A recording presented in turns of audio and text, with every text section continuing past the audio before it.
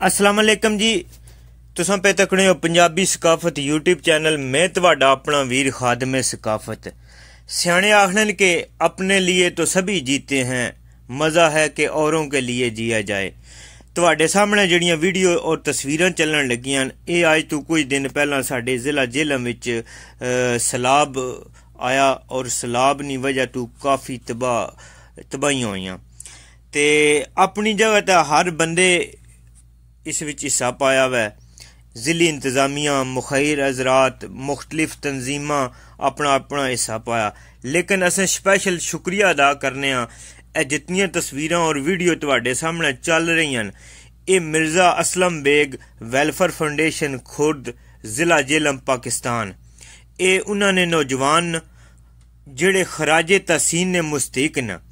इस फाउंडेशन ने chairman Mirza Akmal bag साहब और तर्जमान मिर्ज़ा यासर बेग साहब असें इन्होंने शुक्रिया अदा करने कि और इन्होंने पूरी टीम इन्हों नाल जितने नौजवान सन वो सारे बेलौस हो के इस मुश्किल घड़ी विच जनाब वो सैलाब मुतासरीन की मदद करने रहन, खाना लैके जाने रहन। उस तो अलावा बेशुमार पानी आया वै और उसकी वजह तो आकर काफ़ी नुकसान होया वै। हर बंदा जड़ा वा अपनी अपनी जगह तक काम करना रहा, लेकिन मिर्ज़ा असलम बेग वेलफेयर फाउंडेशन खुद इसने नौजवाना इन्होंने रजाकार जितने सन उन्हें बेलौस और दिन रात एक करके अपना आप मार के, जिसकी आखने ने पंजाबी भी कि अपना आप मार के उन्हें अपना आप मार के ते इस अहले इलाके वास्ते अपनी खिदमत अंजाम देने लगे हुए और आने वाले वक्त विच भी इंशाल्लाह किसी किस्म की भी अहले इलाका विच कोई भी मुश्किल नहीं घड़ी आई है तो मिर्ज़ा असलम बेग वेलफेयर फाउंडेशन जिहड़ी है वो सरे फरिश्त शामिल हुई है। असें खराजे तहसीन पेश करने मिर्ज़ा अकमल बेग साहब की, उन्होंने पूरी टीम की, मिर्ज़ा यासर बेग साहब की और उन्होंने जितने नौजवान सन वो दात ने मुस्तहिक न। चंगा काम कोई भी करे ते असेंगी चाहिए ना मैं कि उस बंदे की हौसला अफजाई करनी चाहिए। हौसला अफजाई सिर्फ ये नहीं वे पैसे नाल हो जानी है या माली जानी किसी नाल नहीं, खाली गल्लां नाल बंदा अल्फाज नाल किसी बंदे की तारीफ कर देवे कि यार फलाने अच्छा काम किया वै, तो मेरे ख्याल विच वो भी उस बंदे वास्ते करोड़ां जिहा होना वै। अल्लाह पाक असेंगी सलामत रखे। जिली इंतजामिया भी अपनी अपनी जगह तक काम किया वै, बाकी मुखैर हजरात भी और जितनी तंजीमां भी सन उन्हें भी अपनी अपनी जगह तक बेशुमार काम किया वै, लेकिन मिर्ज़ा असलम बेग दिन रात एक करके उस जगह तक गए जिथे जिली इंतजामिया भी नहीं पहुँच सकी। सब तो पहला ये पहुँचने रहन, खाना लैके जाने रहन, उस तो अलावा बाकी उत्थे अपना जानी माली जड़ा वा वो तावन करने रहन। अहले इलाका तुसेंगी पता वै कि इस सैलाब नाल जेड़े कुछ चंद दिन पहला आया वै बेशुमार तबाही हुई है, जानी भी हुई है और माली भी हुई है।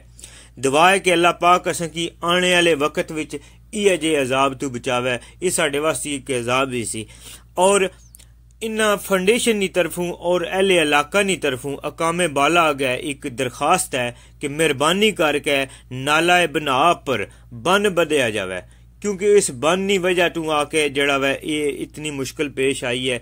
अगर ये बन होना इत्थे नाला बना पर बदया तो मेरे ख्याल विच और अहले इलाका की नज़र विच इतना नुकसान नहीं सी होना जितना इस बारिशा की वजह तो नुकसान हो चुका वै। असें अपील करने पंजाब अगे, पंजाब हुकूमत अगे, अहले पाकिस्तान अगे और अपनी जिली इंतजामिया अगे कि मेहरबानी करके इस गल्लै पर गौर की जाए और असन जड़ा नाला बना है इस पर बन बनया जाए ताकि आने वाले वक्त विच ना जानी नुकसान होवे और ना माली नुकसान होवे।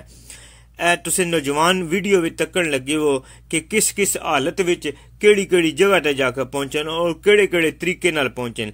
कुछ जगह ते ट्रैक्टर ट्रालियां ते रिक्शा ते पैदल मोटरसाइकिलां ते अपना यकीन करो कि एक मिनट नहीं किसी को किसी वास्ते टाइम, लेकिन ये Mirza Aslam Baig welfare society foundation ने नौजवान दिन रात खाना लैके जाने रहन, राशन लैके जाने रहन, कपड़े बाकी हर किस्म दियां जड़ियां चीज़ां जरूरत दियां वो लैके उस मुकाम तक पहुँचने रहन।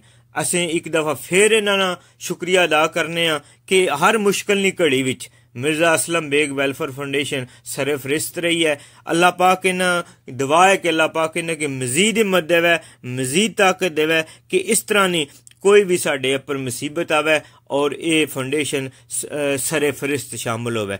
अल्लाह पाक अगे दुआ है कि अल्लाह पाक असें की इस मुश्किल नी घड़ी तू कड्डे। तुसीं तक सकने कि वीडियो विच कितना नुकसान होया और ये लोग जेड़े ये बेलौस लोग न, इन्हें बेलौस खिदमत की है। किसी किस्म ने इन्हें की कोई लालच नहीं सिवाय अल्लाह नी जात तू कि अल्लाह पाक नी जात नी खातर ये काम कर रहे हैं। बहुत शुक्रिया जी।